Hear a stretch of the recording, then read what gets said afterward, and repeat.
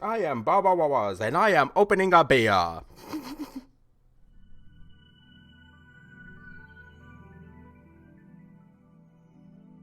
Good evening.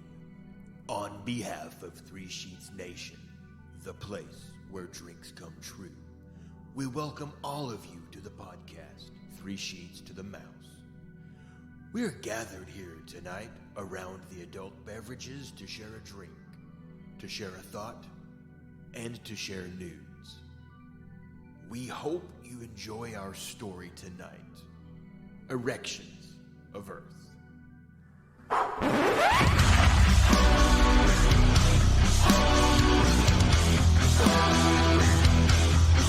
I know it sounds sorted, but you'll be rewarded when at last I am given my dues. And injustice deliciously squared, be prepared.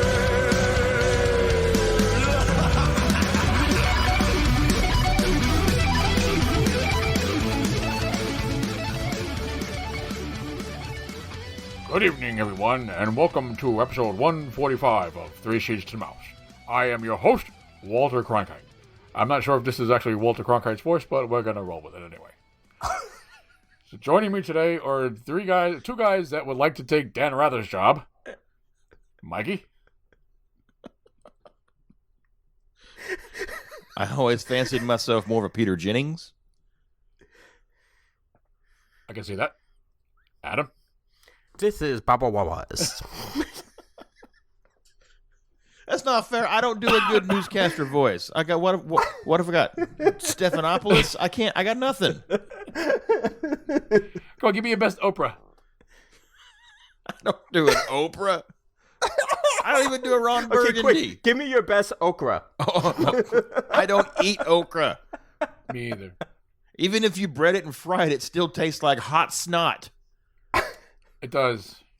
I like it. I like You it. pickle it, you put it in a Bloody Mary. That's not a drink for me. I'm sorry. Listen.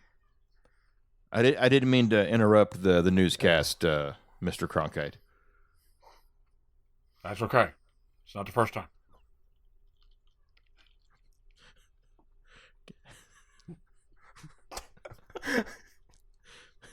Can I be fuck it? We'll do it live, guy.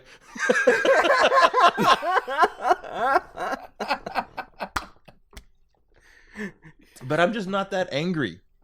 I'm not that angry. If I'm anyone, I'm. Hi, Chris Hansen. Have a seat. Yeah. Oh God, wrong show. Oh, sorry, Adam. Never mind. Well, I thought one of y'all were naked. Nope, that's a different podcast altogether. Okay. I'm uncomfortable. This is Baba Wawas.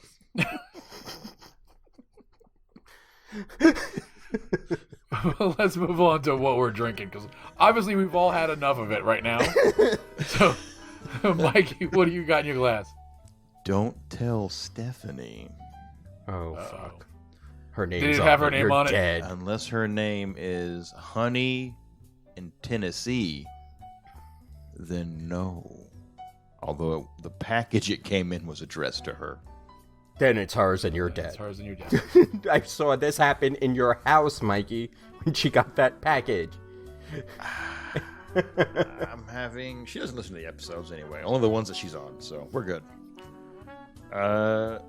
Just, going through the cabinet, and in the back I saw a half gallon of Tennessee honey, so I got that thrown into some Dr. Pepper.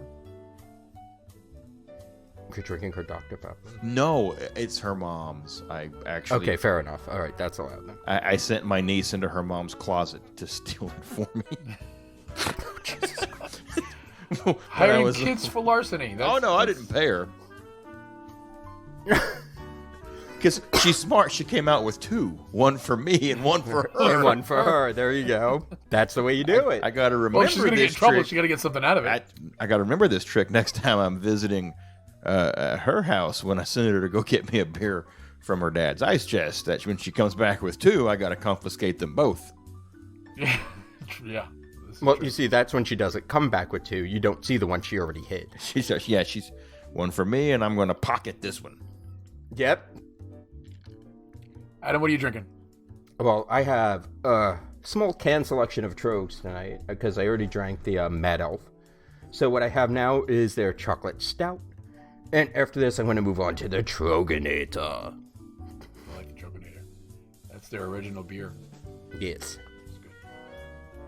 And I've got some Dead Rabbit Irish whiskey. Tim still hitting up the rabbit. Yeah, and it's getting easier to find up here. Now we can find it in our local store, and I don't have to hunt for it in Jersey. Oh. You don't have to hunt for wabbits in Wabbit Jersey. season. This is Baba Wawas. Wesley Wabbits, and we're hunting for wabbits. And we are hunting wabbits this episode on 3 Sheets to the Mouse. Hey, babbit! In case y'all haven't noticed, we're doing something that we don't normally do, and that's talk about the news. In case you haven't gathered by our really bad... Yes, you haven't rathered. You're right. Oh, God. Yes, this is... Tonight, we're just going to call this isn't BuzzFeed, it's Buzzed Feed. Yes, there you go. BuzzFeed BuzzFeed. News. BuzzFeed News. Maybe we should launch that. I'm sure it already exists. That's a damn I shame. don't care. I'm sure it's a YouTube channel already. We just get drunk and talk about the week's news. Drunk. Well, in this case, it's however far we want to go back before we say, all right, we've had enough. Well, I mean, I'm not going like Spaceship Earth back Well, I did. to the dawn of time. I did mine wrong. I didn't give you all the rules. I'm sorry. Oh, God That's- damn that's it. a- We said that's a we only theme. can use the Parks blog for the news. Yeah, that's what I had, just Sparks blog. All right, so there's been a lot of news in the last couple of weeks, a lot of big news in the Disney parks. So we thought we'd have an episode recapping a lot of news that happened recently and going a couple months back. So who wants to take the first story? So Disney's DuckTales World Showcase Adventure is announced for Play Disney Parks mobile app at Epcot, taking the place of Agent P.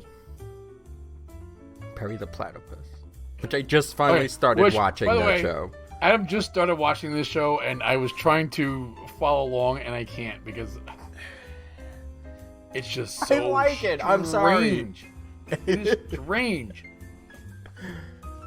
I love it. I really love it. No, Tim's right. It's out there. It's well out there. It is Animaniacs level out there. But No, that's it I is love. worse than Animaniacs out there.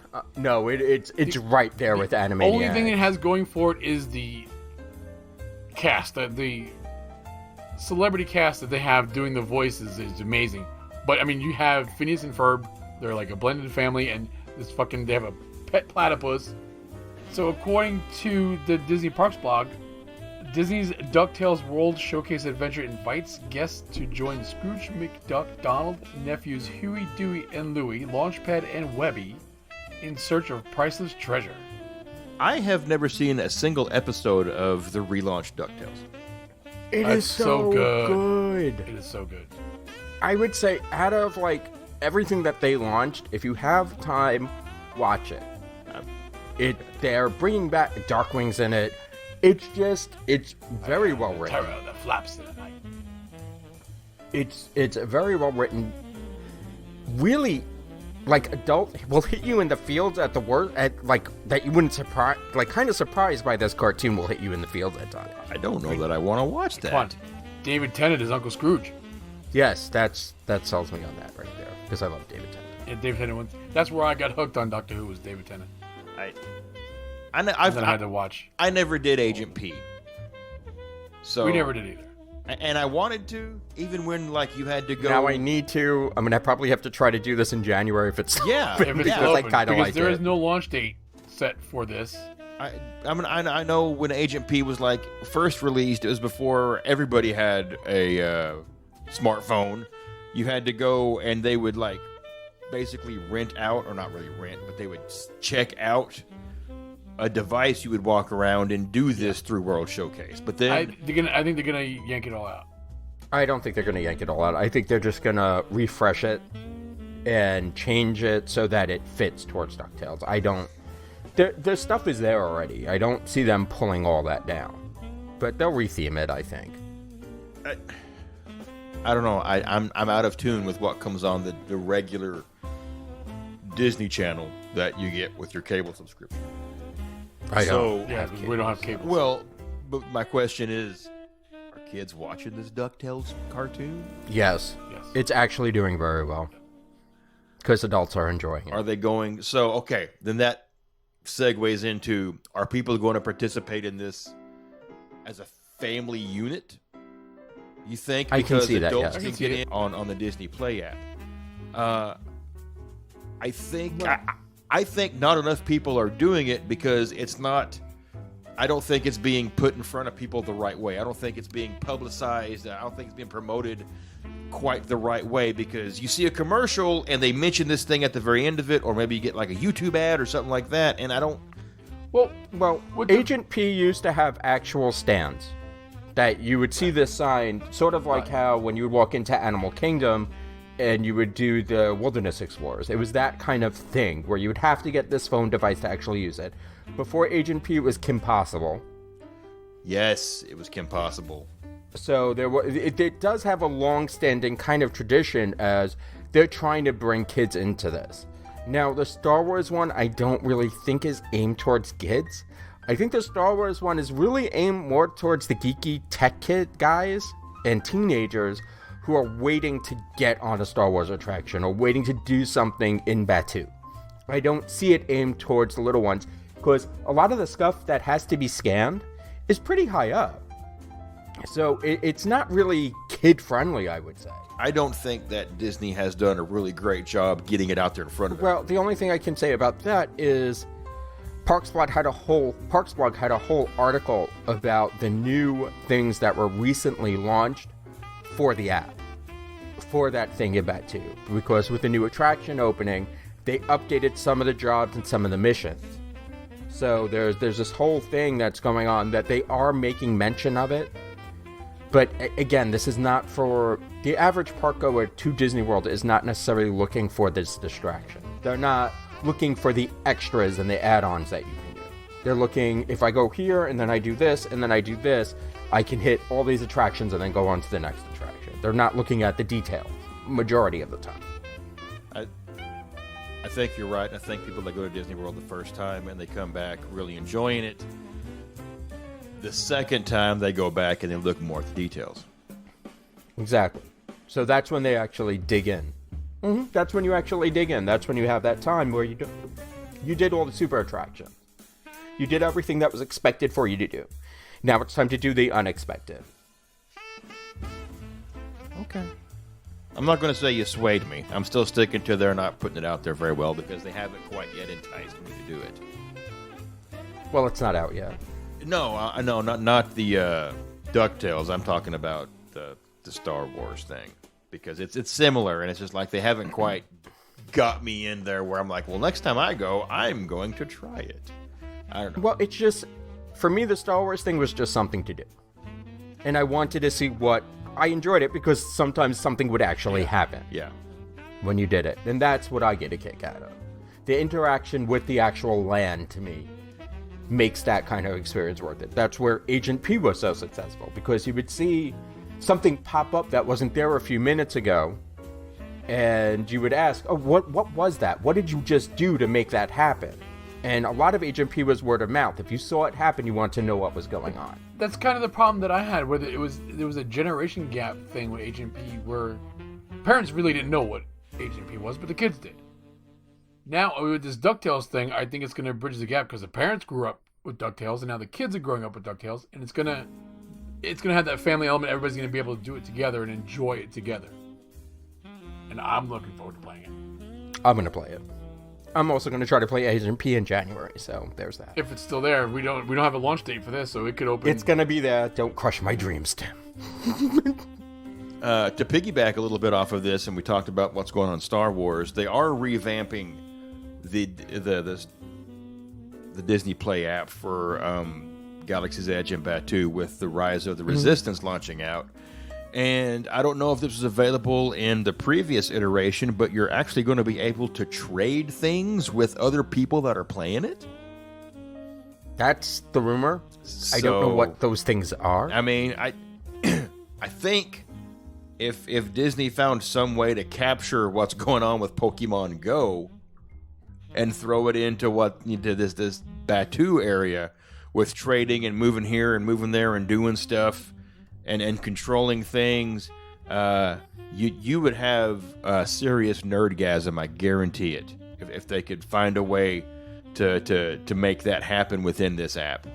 And you have a lot of people just standing around, not waiting online, in line, at a line, in queue, to either get your blue milk or hopefully get a spot in Oga's. So Disney, if you're listening, I am no good at programming, but I got an idea for you. I will take 2%. Only 2? Milk? Listen. Yes, I've been on 2% milk for some time. I accidentally went to the store and bought whole milk for the kids one time, and they said, "What is this?" I said, "It's milk." "Yeah, but it's thick." I said, "Get a spoon and a fork." No, but it's spoiled. If you're eating your milk with a fork, yeah. All right. So just to go back to what Mikey was talking about Hollywood Studios or MGM Studios or whatever the heck you call it at this point, because I really don't give a fuck. It'll always be MGM to me. There's actually some food items that were actually introduced just for the holidays, and this is the first time I want to say that Hollywood Studios is actually getting kind of specialty food items for a holiday. They've gotten a lot of love this holiday season in general. Mm-hmm. Definitely. So you can get a holiday blondie at the Backlot Express, and this blondie is made with orange peel, dried cranberries, and slivered almonds topped with white chocolate ganache. It's a lot going on. Just fun to say ganache. You can get Elsa's Magical Macarons. That sounds dirty. Because Elsa's now French. That sounds fucking dirty. If you put them on your nipples and squeak them. Especially since Elsa's not French. Exactly. But this is available at Baseline Tap House, and this is a white and blue macaron shell with white chocolate and gingerbread ganache in the middle. I love me a good macaron. Oh, I thought you were going to say a good ganache. There's no ganache like the new ganache with Gary. From Gary Ganache. All right, we have a chestnut Any of you pine cone. know that reference? Oh, Tim, you're getting 2 laugh tracks, buddy. Because I don't get it. I do. I know it. He's not going to Zoobly Zoo, Tim. It's well before his. It's well. I'm that like wasn't 4 Zoobly years Zoo. younger that than was you. Not Zoobly Zoo. What was it then? The Great Space Coaster. Okay, I'm sorry. Oh God! Mr. No Imagination has given us one of the greatest PBS shows ever. We have a chestnut pine cone, which is available at the Batlot Express. Fuck me with this word. I'm Batlock. Yes, the Matlock. Back fat. Batlock. Batlock Express. Served by fucking. Fuck me. And here's another shirt for me. Andy Griffith Fuck my life with your dessert. With Barney. And Angela Lansbury comes out with your tea. No, it would have to be Miss B, Aunt B, Aunt May, Aunt B. Damn it. Anyway, I'm continuing. A Backlot Express and Trolley Car Cafe, and this is a chestnut mousse on top of a milk chocolate sweetened crepe with powdered sugar snow. This actually looks really cool. It looks kind of looks like a turd to me. I mean, it looks like a fucking pine cone. It does. You have Mickey's Santa hat chocolate mousse at the fuck, I can't say. I never could say this. Commissary. Commissary, yes. ABC Commissary. And this is a vanilla shortbread topped with chocolate cake, dark chocolate mousse, dark chocolate ears, and a large white crispy pearl. A what? Pearl necklace. She like a pearl necklace. Yeah. A festive holiday wreath is also at the ABC Commissary. I'm pretty sure a festive holiday wreath is what you call a pearl necklace in December. Thank you. Yes. And this is a cookie with mint marshmallow topped with white, green icing, and chocolate candy cane. Cinnamon actual lunchbox tart, and there's a whole bunch of other food that I'm never gonna eat. Let's get into the fucking drinks. We have a Northern Lights slushie. Now, that's got a glow clube or no? Most of these have glow clubes, it looks like. Almost all of them have a glow clube. Probably the ones that you posted the other day where you didn't want Stephanie to see with the Elsa. Yes. Right. These Oh, are no, those I was definitely These are those fucking with drinks. her on that because So this is a blue a blue raspberry frozen slushie with cotton candy. yeah, how And about Olaf's that?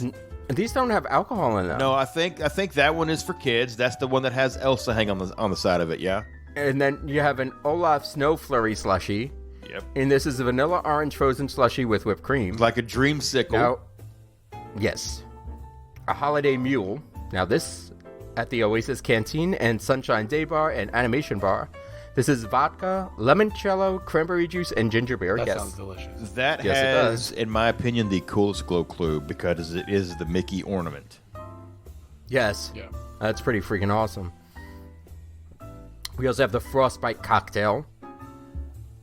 And this is a vodka, Butte Curacao, cranberry juice, and sweet and sour. Nope. Nah. Not a fan of sweet and sour mix. I'd drink it if you buy it and send it to me. Well, I'd drink anything if somebody's buying me to drink. Put it in a cup.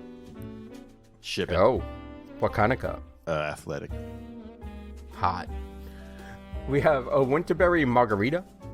And this is silver tequila, triple sec, sweet and sour cranberry juice, and wild berry syrup.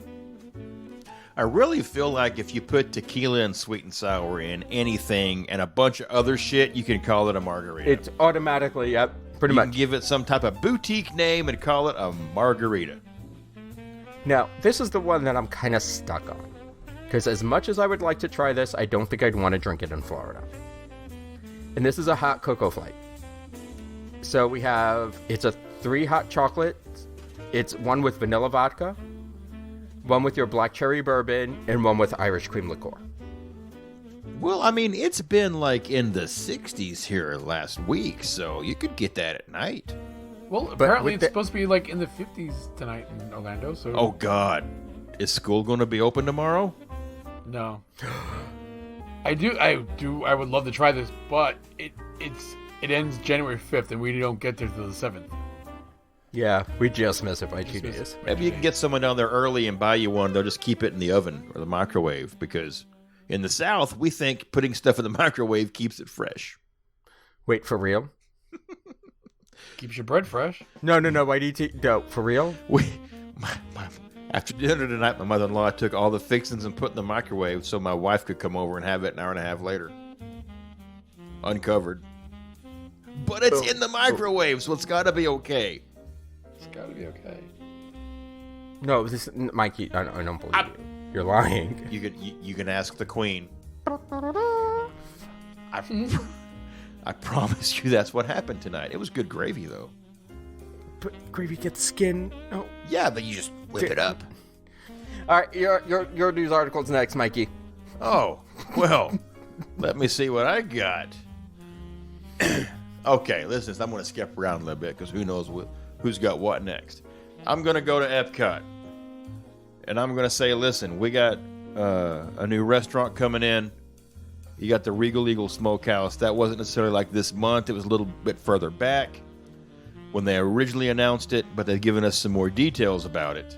So this is going to be over by the American Adventure, and it's basically just kind of shaping up to be like I honestly want to say like a food truck type of barbecue joint.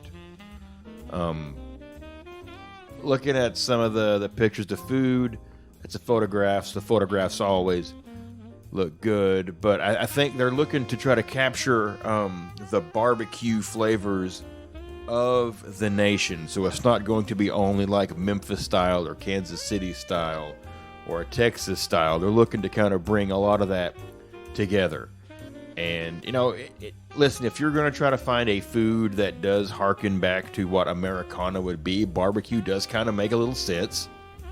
Looking at the menu, it looks like you're going to have ribs, onion rings, and a piece of Texas toast. Then you got, everything looks like it's served on Texas toast. Or maybe it's sourdough, but yeah, no regular hamburger buns. Oh, and the sandwiches have an American flag in them. That's cute. Toothpick thing. Okay. My main concern is that you're going to have all these different styles, and I feel like you can't devote enough time to get all these styles done on a daily basis. There's just not enough hours in the day. I think what you mean to say is to get them all right. Yeah.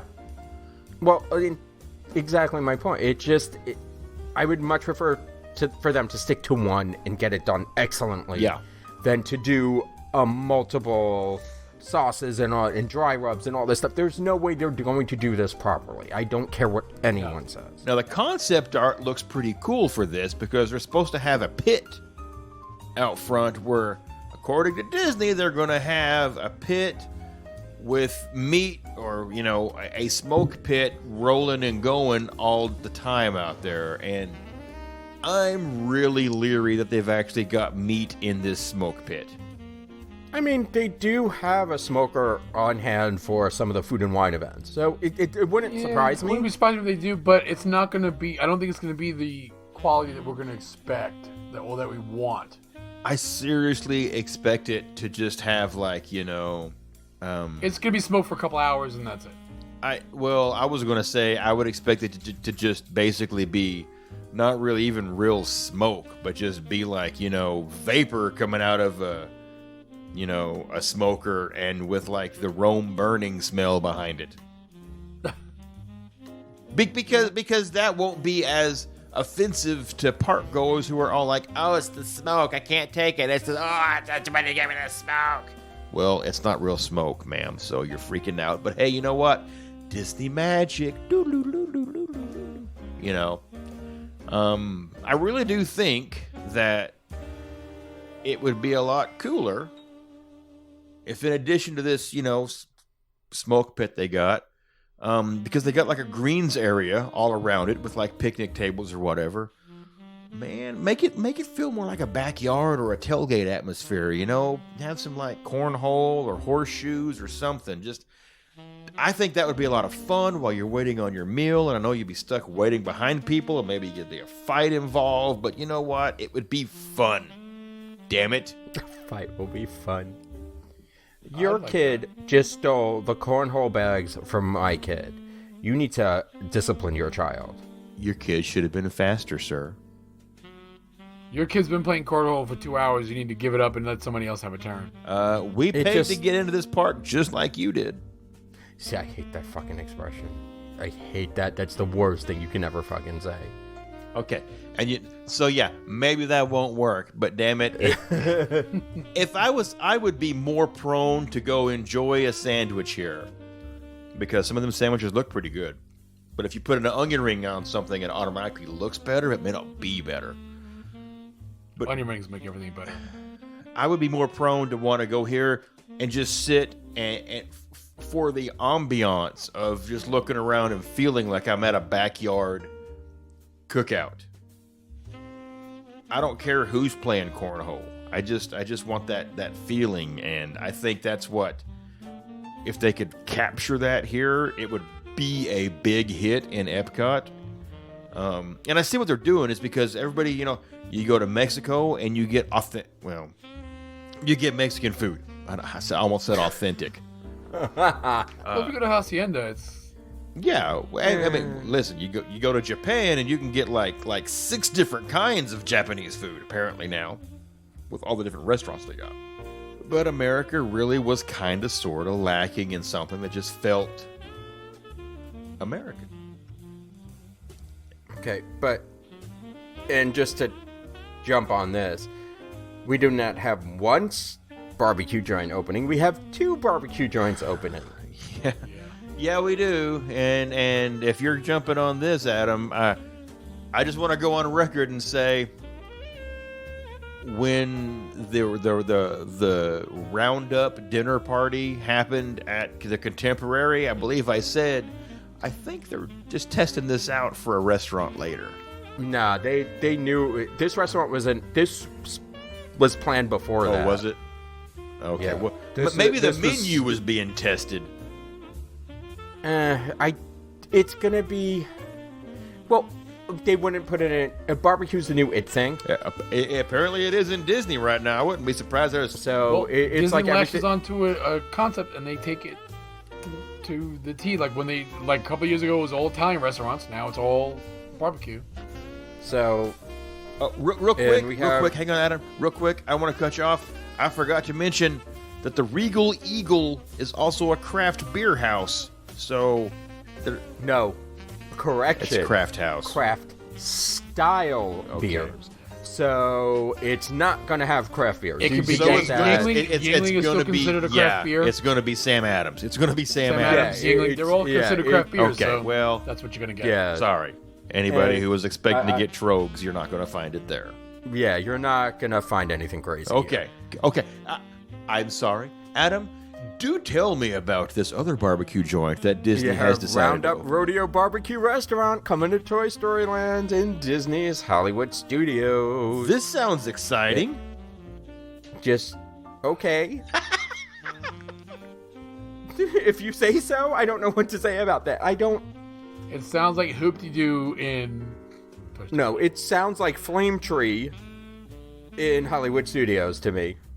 That's all this is. This is Flame Tree in Hollywood Studios with a different theme. Fight me. No, but it says it's immersive, so they're going to have probably some character interaction, which tells me it's Hoop-de-Doo. Nope. It's just going to be themed to Woody's Roundup. Reading through this concept idea, which right now everything is like, here's an artist render of this and that and whatever. Tim, the characters you're going to see are going to look like some paper doll cutouts. They're probably going to be about 1 inch thick melamine with, laser cut on a CNC. That's not laser cut, but like CNC cut so they can put it together with a printing on one side to look like Trixie. Or any of the other characters. They're going to look, and it's going to look like they've got like a brad poked through them, so you can bend. They can be bent this way and that way, but they won't bend this way or that way. I think the most action you see that might be happening is the paper cutout of Woody. According to this artist render, actually has a real rope coming from him, and he's roping something.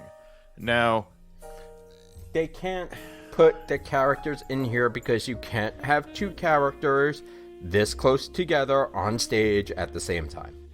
It's that simple. I will say it'll be drawings, it'll be pipe cleaners, it'll be whatever they want it to be, but they won't have. You can't see Woody and Buzz in one spot and then all of a sudden see Woody and Buzz in the Roundup. It doesn't make sense. Yeah, and this is supposed to be in Andy's backyard, and it's like Andy took a bunch of cardboard boxes and taped them together to build this restaurant. Which, like a fort. A cardboard fort is basically what it is. Now, I will say that it says, upon entering Andy's backyard, you'll get transformed to the size of a toy and surrounded by toys, and you'll discover a new play area. And you get in there, and you see the rodeo fun happening around you. I wonder if they may have not characters, maybe like them guys who come out and do like the trick lasso stuff. It's not a sit-down meal. I think it's going to be just a counter service. I don't see anything that says this is a sit-down or table service. So if it's just another counter service, we'll see. I don't see a show. I don't think you're going to get the show aspect that you're all thinking. Well, it says Disney calls it rodeo festivities, so that may just literally be the one rope hanging from Woody that's lassoed around. I don't know what. It's either that or they'll have a bunch of cartoons labeled Woody's Roundup that they'll just play on TVs.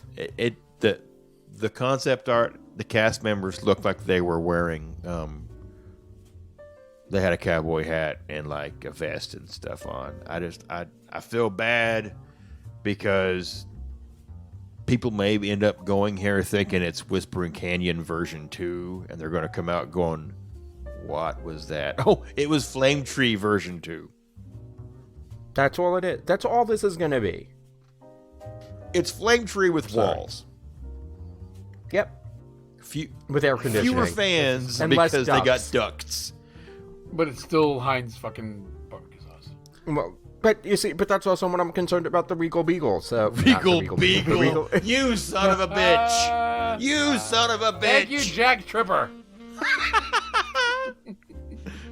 Come on, knock on All our right. door. All right, Mr. Roper, let's move on. I'm excited for something that's coming to Epcot. You love Epcot. You're excited for everything that coming to Epcot. I do, but you know what's coming to Epcot? Mm-hmm. Schitt's Creek is coming to Epcot. Fuck. Okay, that's not where I thought you were going, but okay. Canada Far and Wide in Circumvision 360 in the Canada Pavilion. The Canadian. They're upgraded Canada. They're upgrading previous O Canada with new scenes, a new musical score by Canadian composer Andrew Lockington, and a new narration by award-winning actors Catherine O'Hara and Eugene Levy. Now, don't get me on. wrong. First off, I've never seen an episode of Schitt's Creek. Fuck, Have you Mikey, seen you have Best to in watch Show? this show. I have seen Best in Show and Waiting for Guffman. I know Right. what is that core group of Canadian actors. I mean, that SCTV alums. Yes. Okay. SCTV alum. So yeah, I'm familiar with all that. Okay, you've got basically it's Eugene Levy, it's Catherine O'Hara, it's Stifler's mom, and it's the Six-Fingered Man. There's so much more. They're so fucking genius, though. The mother in Beetlejuice. Yeah, that's Catherine O'Hara. I mentioned her name. Yes. No, but she I better love do. She her. better do the Moira Rose voice. That bad. I don't care what she does. She's funny. She's amazing. She's They're so amazing. both so smart. I hope they don't fuck this up. I don't think they will. It's I'll going to wait. be a Disney script that they're going to be reading. Well, but Schitt's Creek is a TV script. To be fair, to be honest, it's aired on Canadian TV and If Pop Daniel TV, Levy I writes don't even know if that's a channel. No, David? I know. I'm just. His real They're name is both Daniel. fantastic, an actor and actress. And hey, listen, so's Martin Short. But what has Martin Short done? What he hasn't retired. Martin Short done? He retired to. He's been on tour with the other part of SCTV that's still alive, Steve Martin. I mean, Rick Moranis and Dave Thomas don't do anything anymore, but Well, Rick Moranis, he's coming back into acting, but when his wife died, he retired. I know. God, I hope he's in the new Ghostbusters movie somewhere. Well, they're also rebooting Honey, I Shrunk the Kids, so there's that. Fucking Disney. It'll all be CG. So, yeah, okay, Tim, keep going because everything stopped when we got well off topic. Is there going to be new? I guess there's going to be new film for this. Yes, there'll be new scenes, new music, new narration. That's all we know so far. We don't know what the opening date is for this, but I'm excited. I love O Canada, but I'm excited for Canada Far and Wide with these two. Do you think they'll actually get rid of the O Canada theme song? Yeah, Really? it's going. It's going. It's unless they both sing it, it's gone. They'll probably be a little homage to it, but it's gonna be. Well, this, do you call it an attraction? Yeah. My wife wouldn't because there's no seats. Well, your wife also always orders the chicken. I know. I'll never get a chance for her to experience the new film for this because there's no seats. So she won't go on it again. But I would say that it is in need of some new cinematography work to get up to digital standards. Take this back. We do have a date. January 17th, 2020 is when it opens. Oh, Adam. Whoop! Princess! What? Drag my wife to it. No. Yes. She's not gonna come with me. She do will. it. Listen. All you have to do is get Jen on your side, and then she'll like. all okay, you gotta guys do is the go to France first. Well, you can go to France and do the Beauty and the Beast sing along, Yeah, it'll which be also opens that same day. You need to talk about the Festival of the Arts will be going on too, and I need to eat some of that fucking food. It'll be a double fisting Grand Marnier slushies with the doubles of the Grey Gooses. She'll go to Canada. I'm gonna get yelled at, and I'm gonna blame both of y'all. That's fine. I'm in Arkansas. He's in Pennsylvania, so. But I will have this evidence saying that you guys told me that I should take you No, here. listen. I will. She won't listen to this episode. I will build it up about the refurbing the attraction.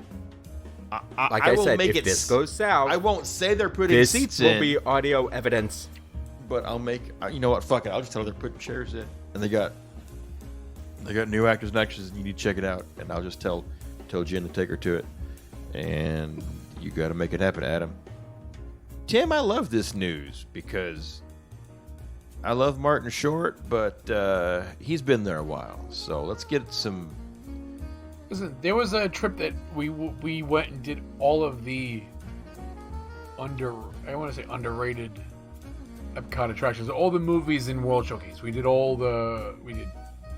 China, we did France, we did Canada. We had a great time, and I'm excited to see this be revamped.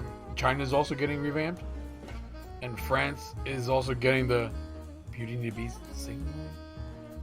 Well, they're also getting upgrades to 4K. Right. They're also doing the original movie upgraded to 4K projection. It's time, and the technology is not super expensive anymore to make this happen. Right. It is. I mean, it is a drop in the bucket compared to what else is happening in Epcot. Honestly, it is. Right.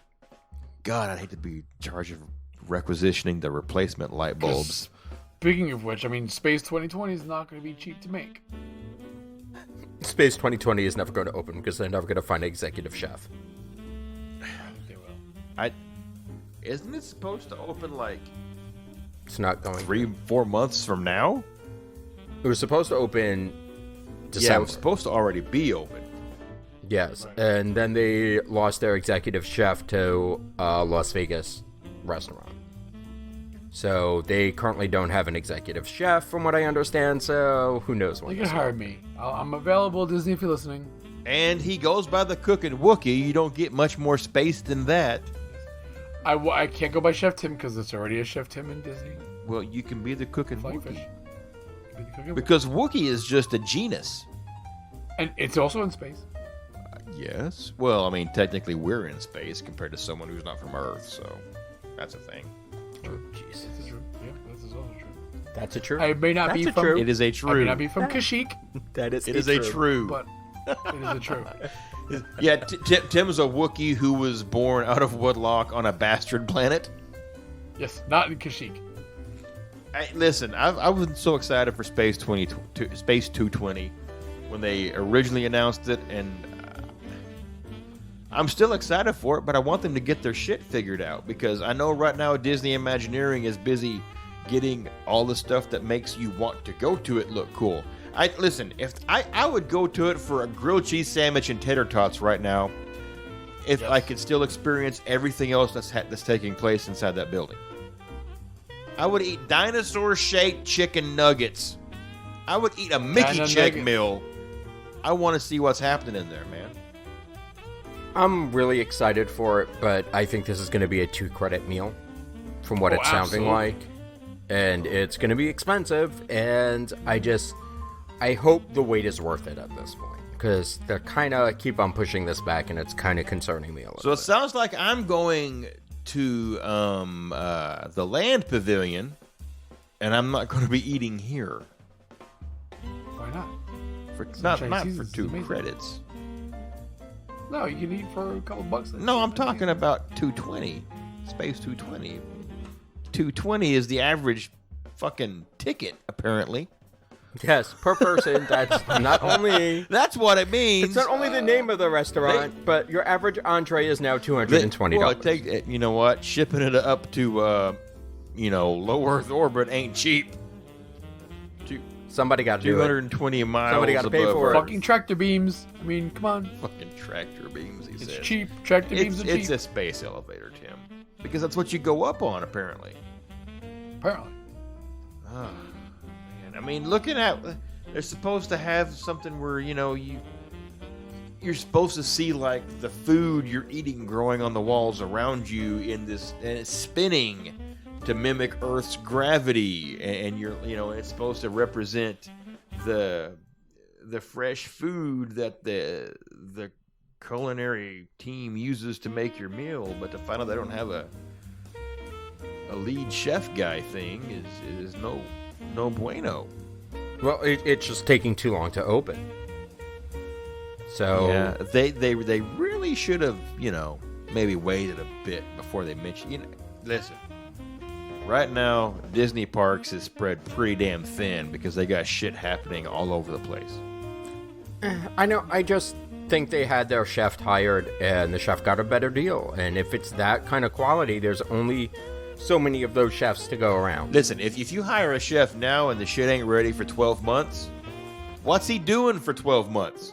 He wants to chef He's somewhere. getting no, he has to get a menu together. He has to get it approved by Disney. I mean, there is other stuff he could have been doing. But while the restaurant was getting prepped, you have to come up with a menu. It's not, poof, here's your menu. Right, no, but and that menu has to get approved. If it keeps getting put out, a chef wants to do what a chef does, and if everything else is, you know, slowing that process down, and someone says, "Hey, you want to do what you know how to do? Come over here, and we'll pay you for it." Okay, I'll go over there. I think there was more. I think he wasn't getting the menu decisions that he wanted to. I think he didn't get a fast pass for Frozen Ever After, and that's what did it. Nobody gets a fast pass for Frozen. Broken Ever After. I think he had a fast pass, but it went down, and they wouldn't replace it with another same-day fast pass for any attraction. Because he really wanted to go on Test Track. That's what I think happened. Let's keep continuing on the space theme. What else is happening in the outside space? Opening in 2021. Halcyon. What? Not going to be able to afford this. We're going to want to stay there anyway. Raise your hand. I have to sell a kidney. But I'm going to want to do it because it is the Star Wars hotel that connects you to Batuu. Yes, but you'll have to have an imagination. You will, which means Tim can't do it.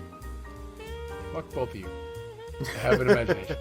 Just not when it comes to fucking clicking platypus. Bet you... All right. I can't think of anything more alien than a clicking platypus that walks upright and wears a fucking derby hat. A fedora. A fedora, thank you. A fedora, derby, fedora, whatever. They're irrelevant. But yeah, he wears a fedora. I just have a more sophisticated imagination. Yes, that's what. Pardon us. It's a more sophisticated imagination that pertains. My imagination is pinkies out. Yeah. I don't care what I have to do. I will sell both my kidneys. You'll need one. I know. I can live on a dialysis machine after. I want to do this.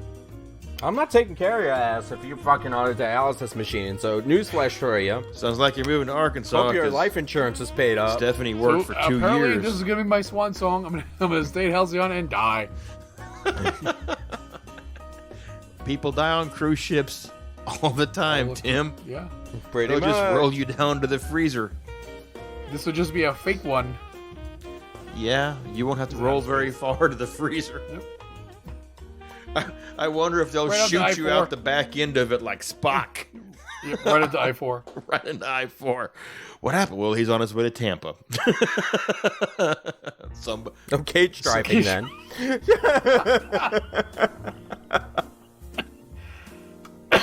Love you, Kate. This I'm excited for this. is very... It's never been done before. Dream. No. In that it is scary, yeah, but exciting at the same time. I mean, if you buy into the imagination, okay, and you get on the tram from point A, and you are shuttled, and through other things you end up feeling like you're in outer space to get to this. You know what? I don't like the name of it. I'm sorry. The name of it just doesn't work for me. Yeah, the Halcyon is not really a Star Wars. No, that is fine. It's called Star Wars Galactic Cruiser. Yeah, well, no, that's the name of the ship. Halcyon's the name of the Galactic ship. Cruisers, Yes. but the Galactic Cruiser is the class. But I don't want to see like... Sounds more like a Star Trek-y name. It's got a colon in it. I don't want to go to a resort that has a colon in the name. It just doesn't work for me. Y'all stay home. I'll go. I'll take the hit for you. Nope, I'm going. You didn't see me saying I wasn't going to go. The colon doesn't bother me. I'm going. Hey, let's not go there. It's a dark, dark place. I have no problem. I think, listen, after, spoiler alert, what I've seen about Rise of the Resistance, this is going to be great.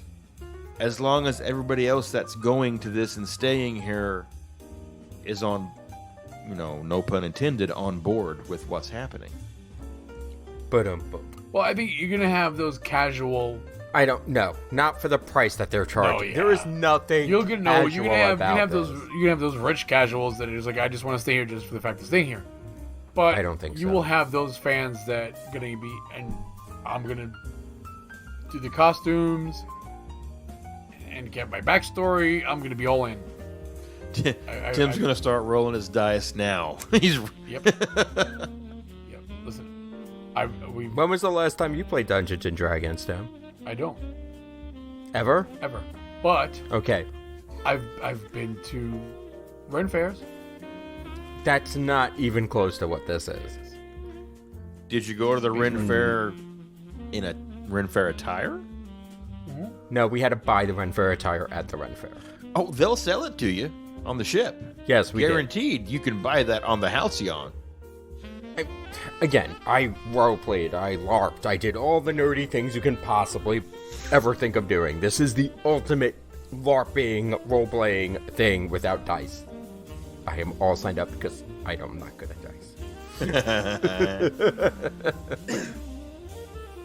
There's, looking at the concept art for this, there's a whole lot going on. And if this concept art ends up ringing kind of true, I mean, you get to learn how to use a lightsaber, and I'm not sure if they're gonna use VR for that, or if they're gonna find some other way of making it happen. But it looks like it's gonna be a really cool, immersive lightsaber training, probably for kids. But fucking fight me, I'm gonna sign up for it.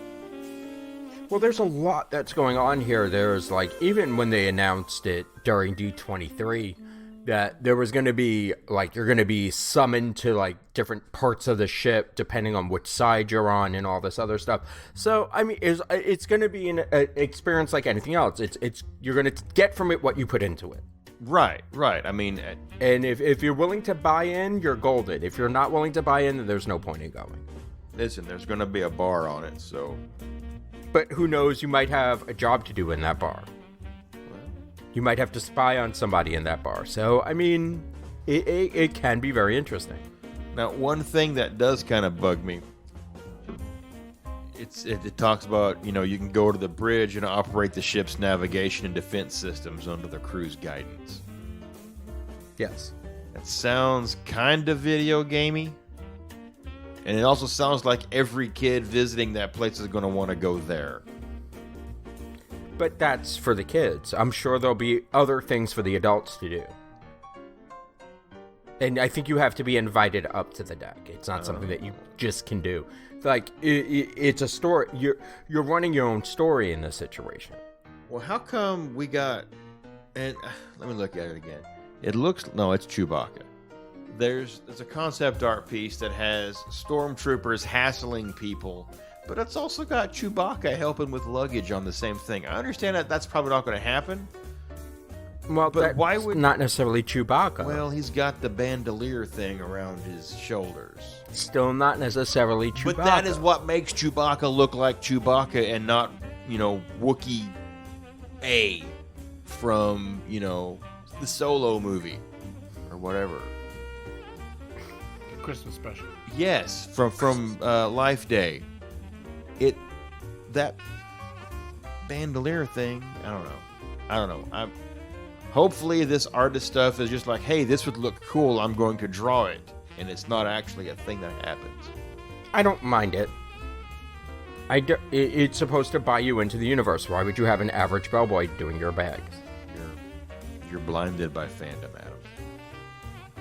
Why would you? But why would you do that? I want to see a droid handling my bags.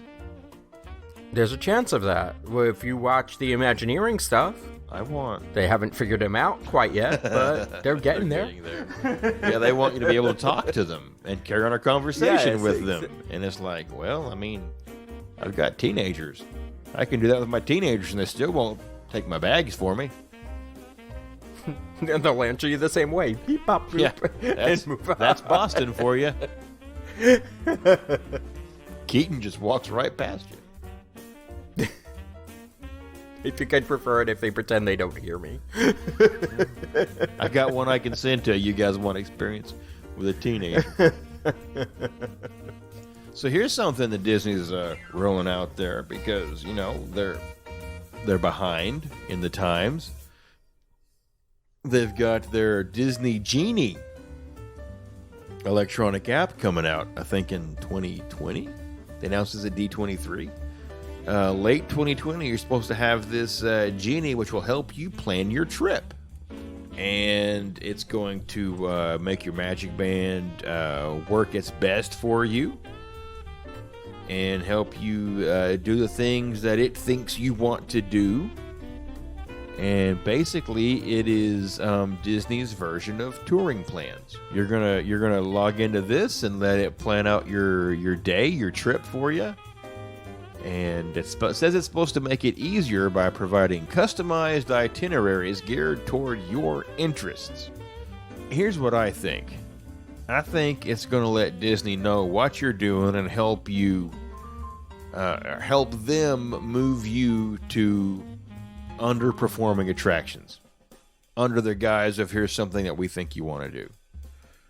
I think this is just Disney's way of controlling where the casual Disney park guest is going to be in the park to help alleviate some of the higher wait times on other attractions and just move everybody around under their whims instead of the way you want to do it. I agree with that.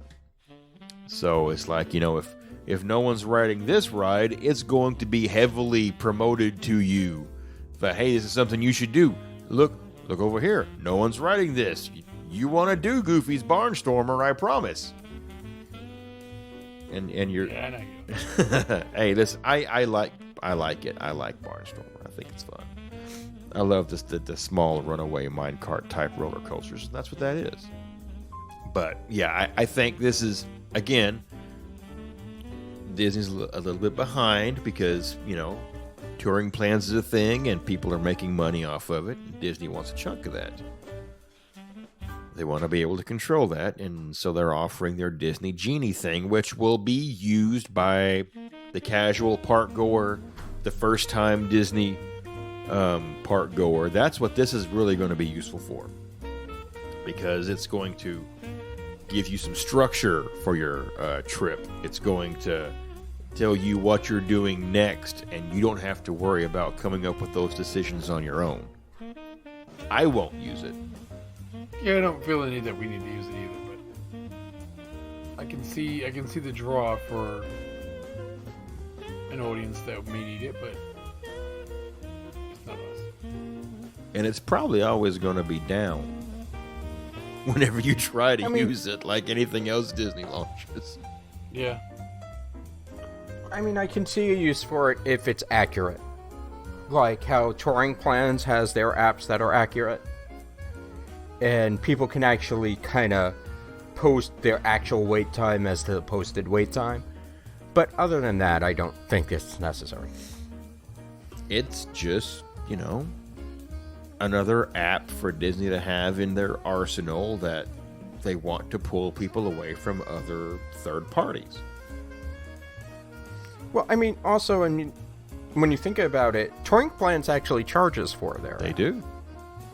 So if this is free, there's more of a chance of me using this right now than re-upping my touring plans. But it all depends on how and when it's launched.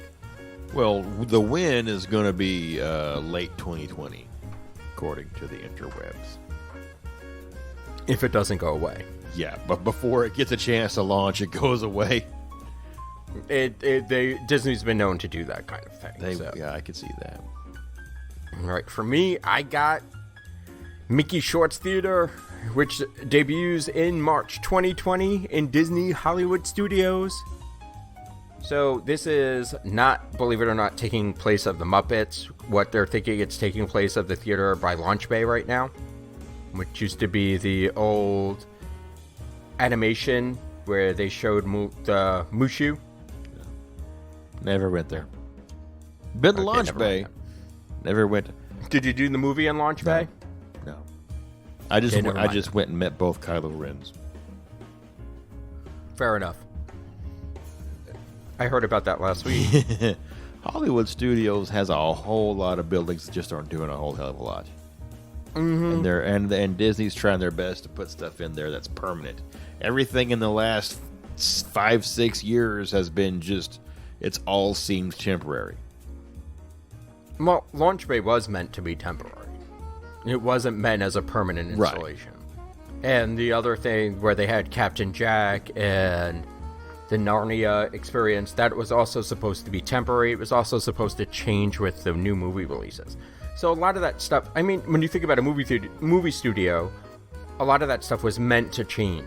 It was supposed to be more adaptable. So according to the artist rendering, you're going to have almost something that looks sort of like Mickey seats that you're sitting on Mickey Mouse's lap. That's weird.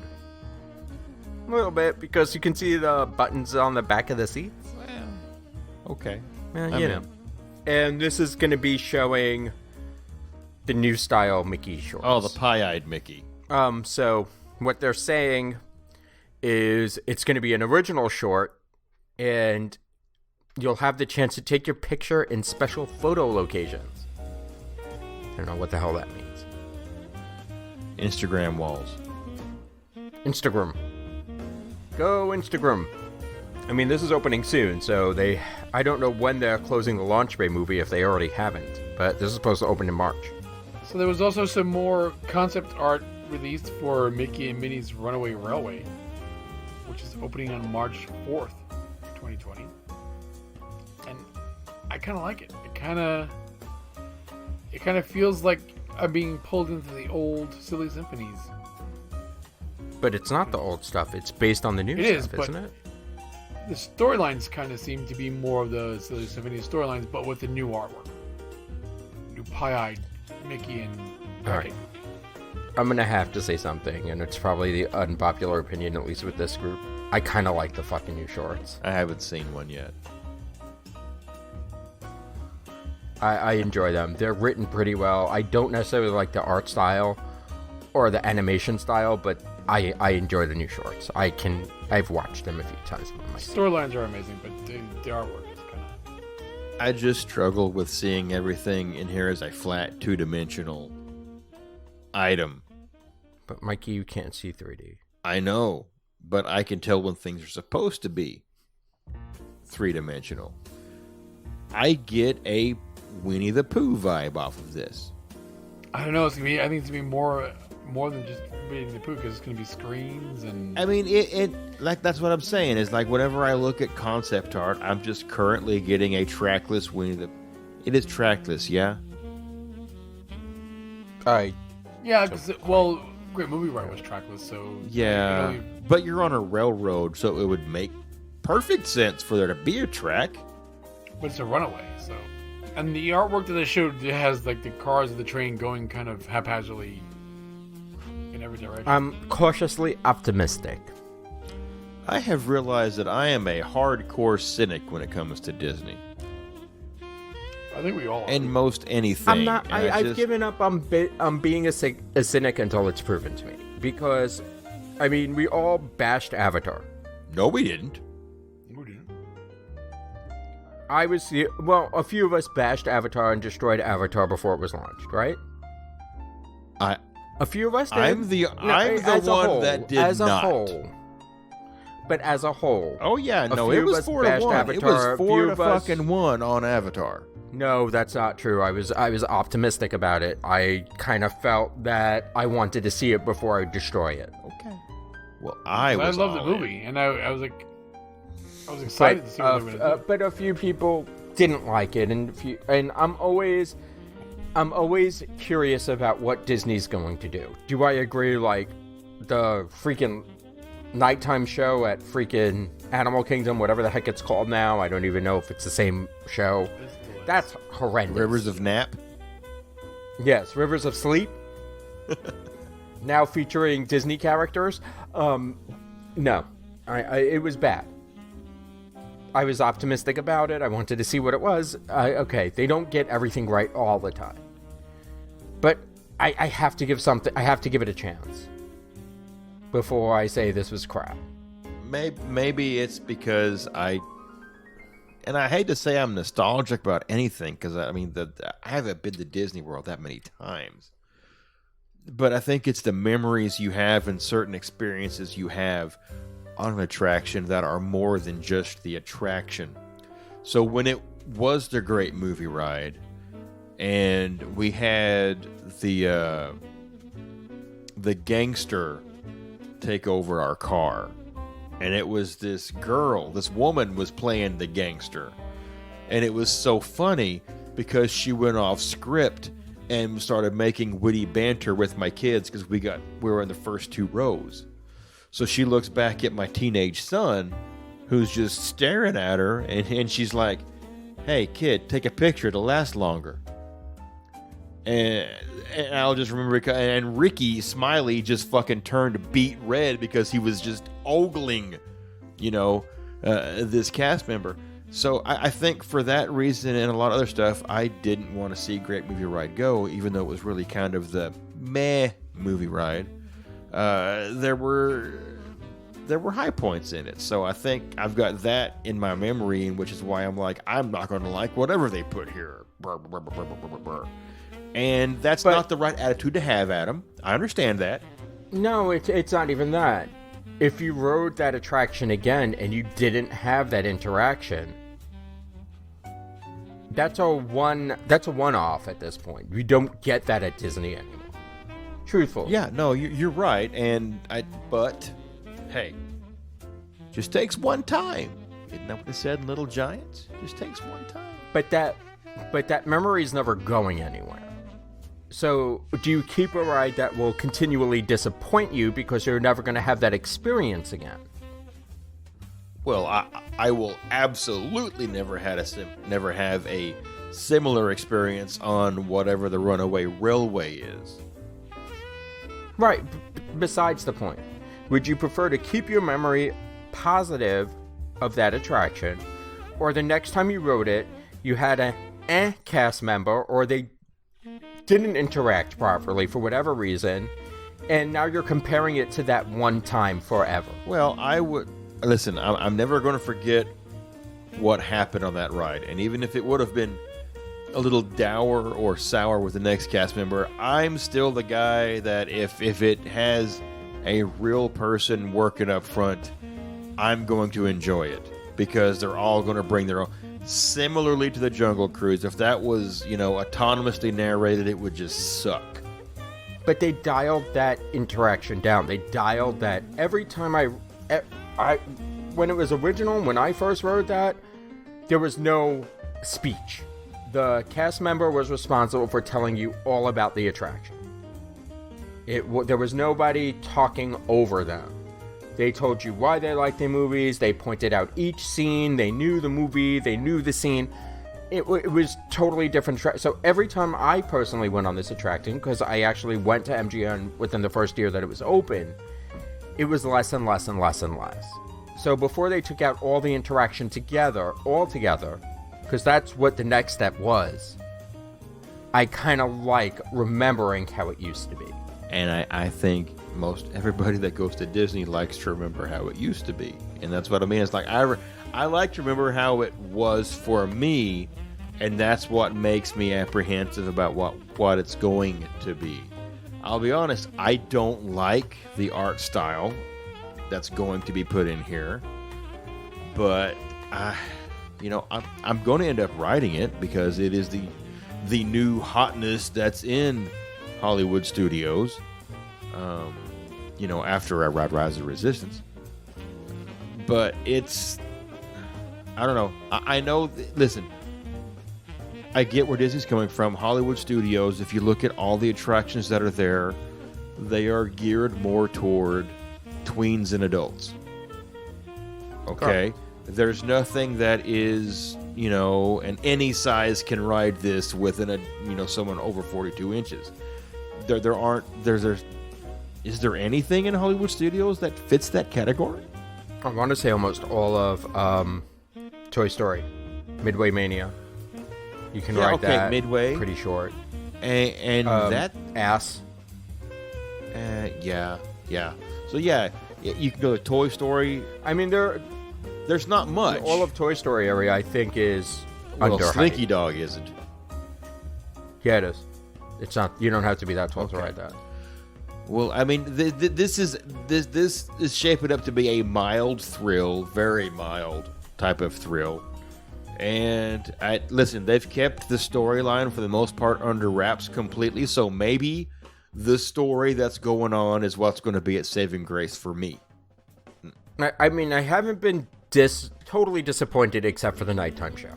Not gonna lie, I feel like the Tree of Life gives a 20-time better show than whatever they put on. But I have to wait and see. I'm cautiously optimistic. I want to see what this is. They're putting a lot of thought into it. It would have been open by now if they weren't. And that's what scares me. Is that I think they've done stuff and they've changed it up because they're like, we're going to do this, and they're like, oh wait, no, we're not. And I think that the opening date keeps, I want to say it's been pushed back from when it was originally supposed to open. It was pushed back, but there was more to it than I think we were known. I don't know. I'm because everything's you see, everybody. The reason why I personally think it was pushed back is because Hollywood Studios is popping their cherry right now with all the Star Wars. Right. Hollywood Studios has nothing going on for the anniversary. That's why this attraction was pushed. You were cautiously optimistic. I'm apprehensive. Is that fair? Fair enough, but if they have to know they have something good here because they're already decided they're throwing it in Disneyland. That Control-C, Control-V. I don't know. It doesn't happen that much. I know it doesn't happen like that in Disneyland because real estate is at a very prime in Disneyland because there's fucking no room. If you've watched the Imagineer story, you're like, there's no room in Disneyland. We're done. There's no place to put anything in Disneyland. So they have to have an idea that this is going to be a popular They put attraction. a new popcorn cart in Disneyland, and somebody's probably getting fired because the place they used to work is gone now. But they have to have an idea that this is going to be a popular attraction. I can't picture them. Star Wars, we all knew was going to be an attention grabber. No matter what it was, even if it was awful, it's still going to grab people's attention. People are going to want to see it. Well, and this is Mickey's first headline attraction that features him. Correct. With the exception of the a few Ferris shows wheel in Disneyland. A few shows here and there, Yeah. too. Or movies. Yeah.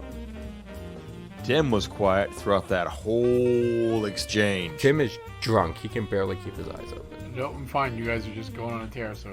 Hey, Liz, we were on topic. You were? And you know what? I love you, Adam. I love you too, Nobody's Mikey. mad, and we disagreed. How about that shit? Gotta find the article. Yeah. Well, the only thing that we know is summer of 2020, Remy's Ratatouille Adventure is going to open in the France Pavilion in Epcot. Okay.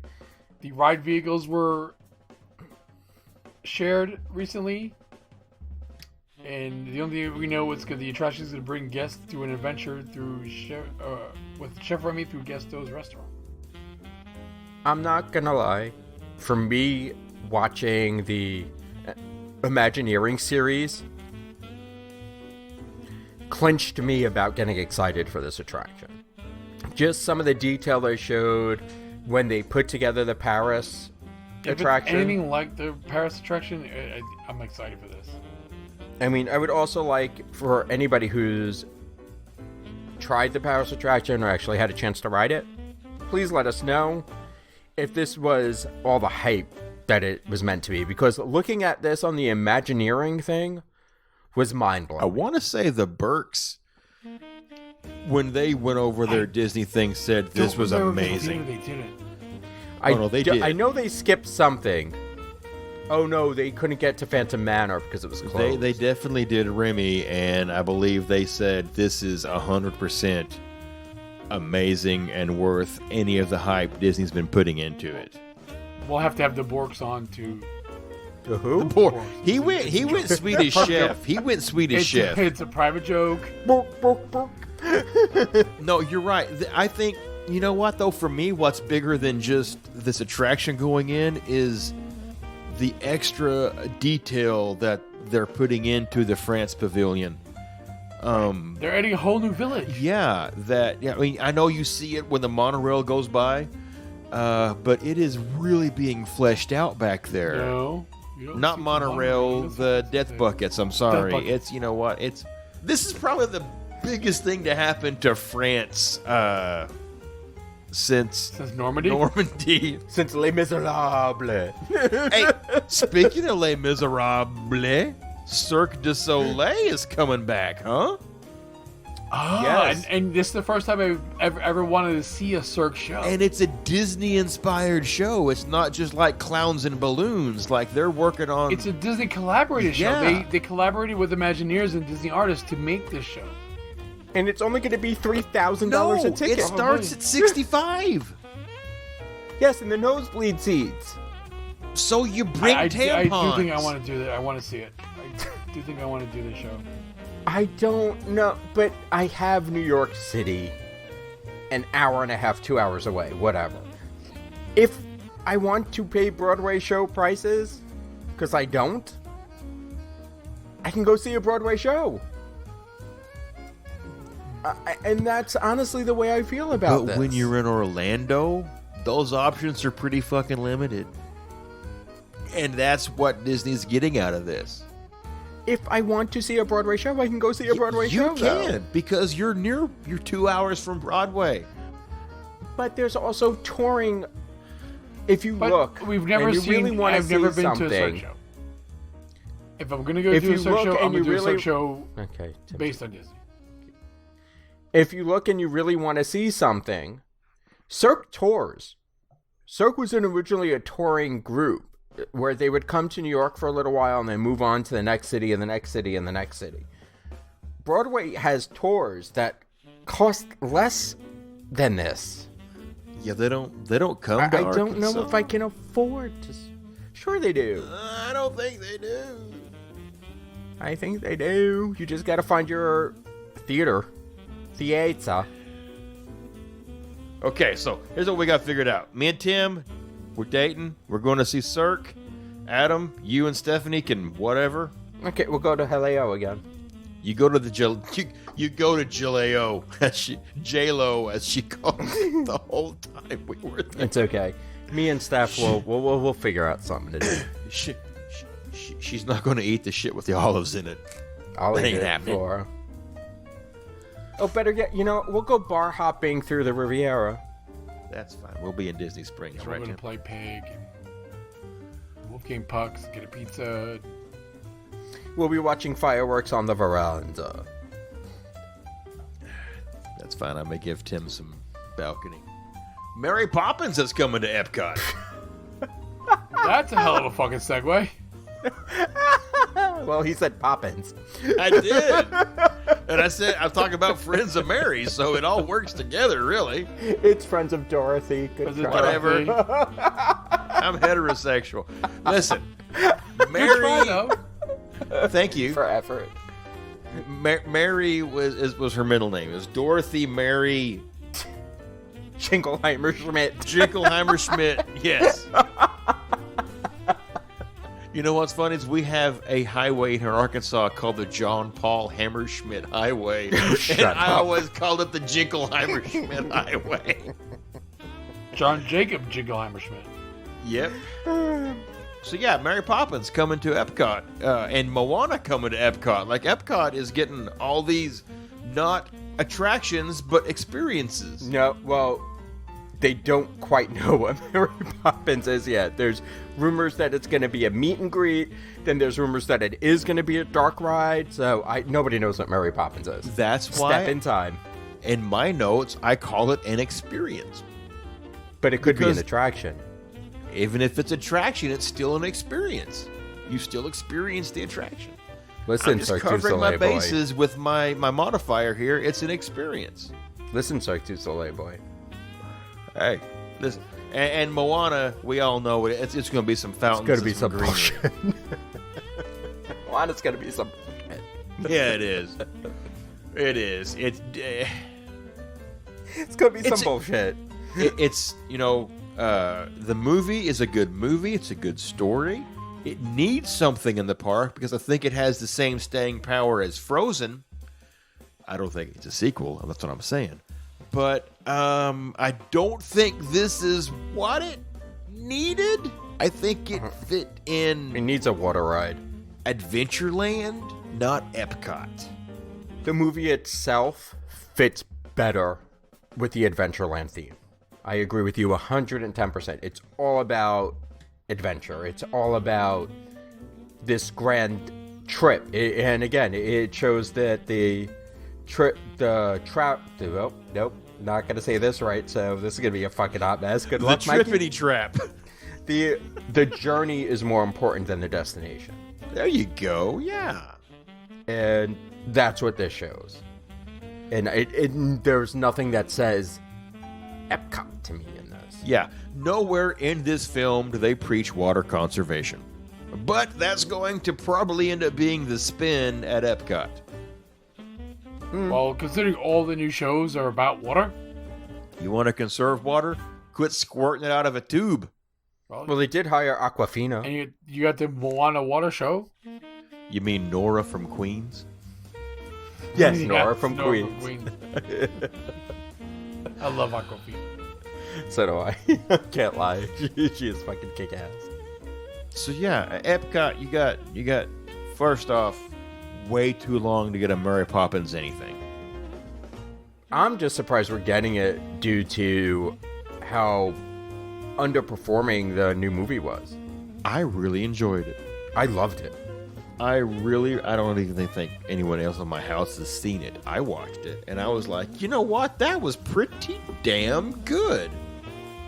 And, I mean, just some of the effects that they used. They used actual, like, that whole behind-the-scenes bathtub scene where they actually... they don't do practical effects like that anymore. So to see practical effects in a movie now was pretty awesome. And to see the behind-the-scenes behind it was pretty kick-ass, too. And, we saw it with some special people, so that counts, too. They weren't special, they're just ex-murderers. We live. And Dick Van Dyke. Dick Van Dyke. And Dick Van Dyke was in it. Hell yes. I thought it was a good movie. I thought it was a very decent compliment. And I'm not someone who's like, yeah, Disney remaking this, cool, I want to see it. I'm like against remakes and spin-offs and all that shit. This one and Pete's Dragon, both of those to me were good. To kind of rehash an old Disney IP. I thought this was a good movie. I really enjoyed it. Just like, you know what? And I'll be the first to tell you, I really had no desire to see the new Dumbo. I liked the hell out of it. I'm afraid to watch it. I know it's going to be Because the original cry. Dumbo makes me cry like a baby. The first 5 minutes. And it doesn't have all that much to do with the original short Okay. of Right. Jumbo Tim and Burton Dumbo. tells Danny DeVito, put on his top hat. I'm going to cry. It ain't the first time Danny DeVito's worn a top hat for Tim Burton. Nope. He was the ringmaster in Big Fish. Mm-hmm. And they wore a top hat for fucking Batman. Batman. Yeah. So, I really, There's literally a meme. There's literally a meme. I liked the new Dumbo movie far more than I expected to. I didn't bawl like I did on Pete's Dragon. That movie sucks. It's a good movie. But I liked it. I liked it a lot, and I liked Mary Poppins, so I'm glad anything is coming from Mary Poppins because you know what? She's part of that is the back upon which Walt Disney is built on right now. Okay, so now I have to ask a question because we've all seen both movies at this point, right? Like the original and the new one. It's been a hot minute since I've seen the first one, but yeah, I've seen it. Okay, so which Mary Poppins would you like to see in this? Or do you do parts of both? Well, or do you do a whole new story? Because Mary Poppins has multiple stories that are not in either movie. Sorry, I didn't mean to make this that hard. No, I would be perfectly fine with the new one. And here's why I say that. Okay. And this isn't even a really good reason why, but here's why. Halloween, we went to a Halloween party with my kids with Boston at like a cancer support house thing or whatever, and they have the kids come up there, and it's Halloween, and they want everybody to dress up. Well, my kids didn't dress up, I didn't dress up, but one of the ladies there was dressed up as Mary Poppins, and it was a simple outfit. It was just a plain white button-down long sleeve blouse with a skirt. And she had a little red bow tie, and she had a proper style hat. And yeah, it worked. And it was similar to what Emily Blunt wears in the second movie. And like, I saw her and immediately recognized her as what's Mary Poppins. So I would be fine with the current, the Emily Blunt Mary Poppins, as opposed to the other. Just fine.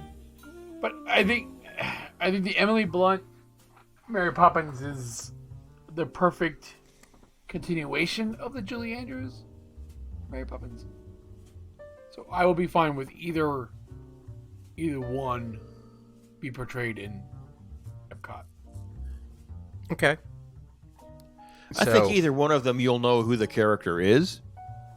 All right. Now I'm going to be an asshole. Because you thought that question was hard. Which Bert? There's only one. There's only one bird. There's only one bird. Yeah. But which chimney sweep then? There's only one. Dick Van Dyke. Because you can't have Dick Van Dyke with the new Mary Poppins. I think you can get by with a random chimney sweep. Any old one will do. As long as it's not Miranda. You listen. You get a grease pencil and have someone do a Cockney accent, except for apparently How do you Lin-Manuel not Miranda, have Step in Time in this? because he doesn't do a Cockney accent. How do you not have Step in Time in this? No, Step in Time is a lot better than The Cover's Not the Book. So No. I'll say it. I No. don't listen. No. They're two different categories. They're both Guys, no. He's right, because Step in Time was a duet. That would Step in Time would be Cover's Not the compared Book is a duet too, but No. Step in I'm sorry. Cover's Not the Book's a duet, more of a duet, a partnership song. So if you're gonna put that song up against another song, it would have to be Jolly Holiday. I'm just saying I didn't like Cover's Not the Book. No. It's Step in Time would be against that Lamplight- song I can't Lamplight song. remember. The Lamplight song. Step Correct. in Time would be if you're gonna go comparison from movie to movie. Step in Time is the Lamplight song. Whereas Cover's Not the Book is Jolly Holiday. Right. I just Which apples to apples, oranges to oranges. I love the Cover's Not the Book. I like it until the hippity hop. I like that part too, though. But I just the didn't Hippity Hop think is it the fit. closest they ever got to a true Mary Poppins story. If you read the books, that's exactly how that story goes. Just didn't like it. I to me, it felt like it was forced on me. Like he just said, "Ha, have some Hamilton, fucker," and hit me with the hippity hops. And that's what got me. Listen, that's my opinion. I'm not right, I'm not wrong. That's just how it felt to me. And that segment of the entire movie pulled me out of it. It pulled me out of everything else that happened for the hour and 45 minutes I was watching it. For me, I want the end scene to be Andrew Lansbury. She's narrating the new Beauty and the Beast movie. I was France, a mess at the end when I saw her. And they're all oh god, that destroyed me. I was a hot mess. The end of that movie, the new one, train wreck when she popped on the screen. But I also loved her in Bed Knobs and Broomsticks, and there's a more of a Disney connection there, and that's why I kind of went all crazy. Alright, I'm gonna end it on this news note then, real quick.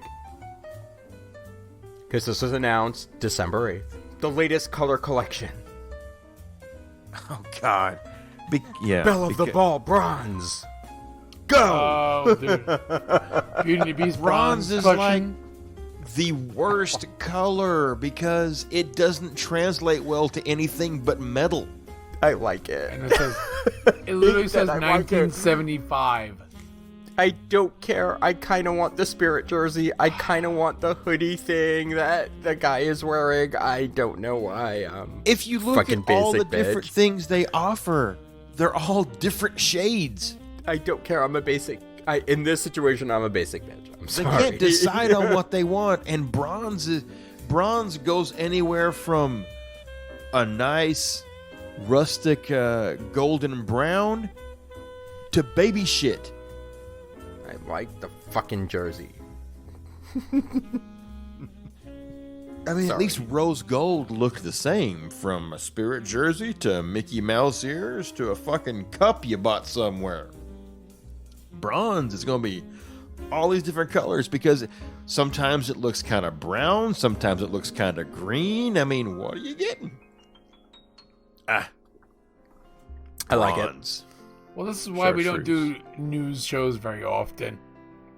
Because they create tangents. No, yeah, they get derailed kind of quickly because what we thought was going to be a 45-minute show has turned out to be, we're now 2 hours and 15 One of our old school 2-hour marathon shows. Alright, so we have our PA meetup coming up this weekend. We have our Cheaters Getting Dopey coming up in January. We have Princess coming up in February. And we have the Ultimate November Sheet Up that's happening in November. BFF. Figure it out. Find us on the page. More information there. Look for special BFF merch. I mean, it'll be months away. Don't worry. It's not like it's going to be. It's okay. We still don't have Princess stuff yet. We just barely got Dopey stuff last week. Yep. So just thanks about that. Not trying to throw shade. But the tea has been spilled. There's been a lot of tea spilled. You know what? Speaking of tea, I'll jump in next for closing remarks. TeePublic. Listen, I appreciate everybody supporting me on TeePublic and ordering a bunch of shirts before Christmas and then trying your best to get my silly little Baby Yoda Christmas sweater shirt that lasted 24 hours before TeePublic pulled it down because Disney and LucasArts, because I got my email, Stop. It is Disney care of LucasArts sent the DMCA request. And the way TeePublic works is they don't argue. If anybody says, hey, that's my intellectual property, TeePublic says, okay, fine, we'll pull it. And then there's no argument to that. There's no saying parody. There's nothing. So I apologize to anybody who had that in their cart but hadn't clicked purchase. You probably should have. But if you still want it, there are links floating around on the Facebook page where you can get a shirt that looks a lot like the one that came down. Just do a little snooping, get something good, and vote for me. We do this show sometimes for you guys, but we do it for ourselves. And we missed last week because we we were being Amish and we didn't have power because we had ice and winter storms, and it killed us to be away from Mikey for 2 weeks. But now we're back. It was a good 2 weeks. Really? No. It was bad. Wow. Just kill my sentimentality. But it feels good. It feels good to be back in the studio with our brother Mikey, and this is what we live for. This is what we do, and I'm excited for the end of the year and what next year is going to bring us. Someone's got to fucking start saying goodnight. Good night. Well, that was abrupt. You say goodnight. Say goodnight. For this time, Ciao. next time, and all the times, peace out, bitches. It works for me, bitches. And Deuces, bitches. Deuces, bitches.